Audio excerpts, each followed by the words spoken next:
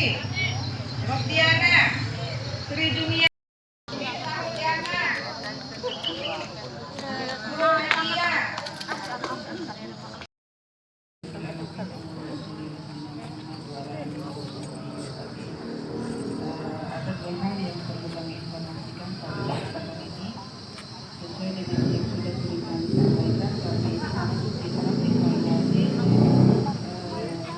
Evaluasi kinerja tahunan kita seperti yang sudah sering kami sampaikan bahwa ada banyak PR yang harus kita selesaikan di tahun ini. Minimal untuk persyaratan akreditasi kita sudah kita finalisasi di tahun ini. Untuk kita evaluasi dan kita SK-kan kembali atau kita perbarui di tahun 2023 awal. Sehingga seandainya kita dihadapkan dengan akreditasi kapanpun, kita tidak lagi harus lembur dan kita sudah siap. Setelah kami evaluasi, menginstruksikan untuk menyiapkan mulai dari pedoman sampai ke SOP itu sepertinya progresnya baru di bawah 50% ditindaklanjuti. Baik dari segi jumlah SOP yang harus dibuat, dari segi jenisnya maupun dari kualitas SOP yang dihasilkan. Akhirnya kami memutuskan bersama admin dalam hal ini Dr. Rere untuk menindaklanjuti memberikan sosialisasi sekali lagi tentang bagaimana sih sebenarnya cara menyusun SOP yang benar.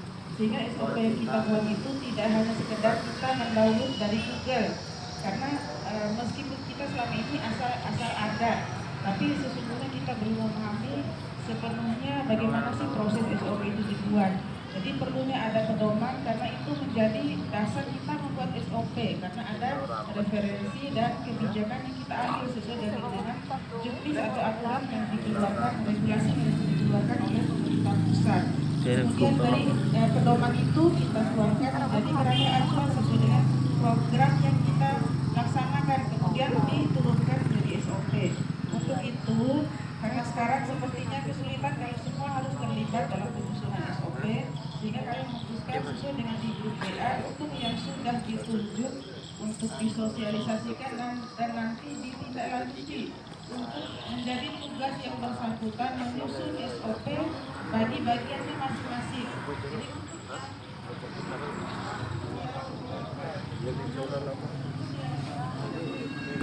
Kita akan mereview kembali SOP yang dibuat oleh perwakilannya tersebut oleh masing-masing bagian dan menyesuaikan dengan keadaan yang ada di kita sekarang. Jadi tidak semerta-merta SOP yang dibuat nanti langsung fix. Jadi nanti akan evaluasi kembali oleh bersama-sama tim. Misalnya SOP di BP, apakah ini standarnya sesuai juknis seperti ini, tapi di pelaksanaan di puskesmas kita belum tentu bisa seperti itu. Nanti disesuaikan dengan real yang ada di kita di puskesmas. Jadi ini mohon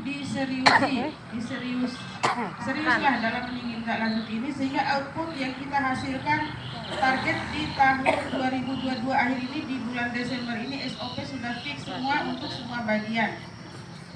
Itu untuk SOP. Kemudian tentang pramusia kemarin beberapa hal yang harus ditindaklanjuti Kak Ning, termasuk mappingnya, kemudian informasi tentang pramusia yang harus kita tempelkan di sini untuk memahamkan terutama petugas. Jadi tidak menutup kemungkinan kemarin ditekankan jangan sampai pada saat diaudit ditanyakan ke petugasnya apakah pernah mendengar pramusia itu apa, seperti apa gejalanya. Itu minimal petugas bisa menjawab. Kalau petugasnya saja tidak tahu tentang pramusia, bagaimana dengan masyarakatnya, itu yang dikatakan oleh pusat. Jadi mohon ditindaklanjuti bersama kami untuk bisa didesain informasi tentang pramusia itu ditempel di mana yang bisa terlihat, bisa terbaca oleh masyarakat kita, sehingga kita bisa nantinya betul-betul terrealisasi, kita dideklarasikan untuk bebas pramusia.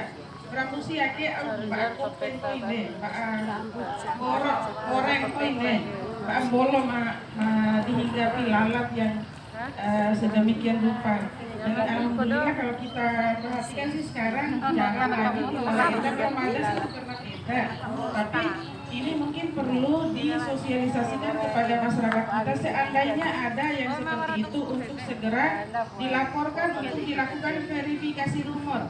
Dan kami kemarin jadi catatan penting, Warasima terlaporkan misalnya terindikasi itu framusia, ternyata bukan framusia, dan itu terregistrasi terlaporkan oleh kami, nilai kita kemarin masih dikasih D. Tapi itu kalau itu dibuat oleh kami adanya verifikasi rumor dan ternyata bukan, dan kita sudah menindaklanjuti sampai di RTT, itu akan menjadi A nilainya. Kemarin di penilaian oleh provinsi kita mendapatkan nilai A+ justru, dan ini harus kita pertahankan dan kita buktikan dengan realitas yang ada di lapangan. Jadi terutama pasien atau petugas terutama harus tahu tentang framus itu sendiri. Jadi bagi yang minimal hari ini, karena Amanda ingatkan, minimal Hangout Google itu dibacalah framusianya dan modelnya seperti apa, sehingga pada saat itu verifikasi atau mengklarifikasi nanti ada audit atau bagaimana, setidaknya kita semua sudah tahu. Itu mungkin tentang SOP. Dan yang terakhir, untuk evaluasi bidang hari ini, insya Allah kita tidak lanjuti untuk 2 desa, dan nantinya juga mohon kesediaan Ibu Dewi dan Dema untuk kita finalisasi penempatan teman-teman yang di ruangan ANC untuk kita bidang desakan. Mungkin itu yang bisa kami sampaikan. Terima kasih. Dan satu hal yang perlu kami ingatkan juga Bapak Ibu sekalian, karena kita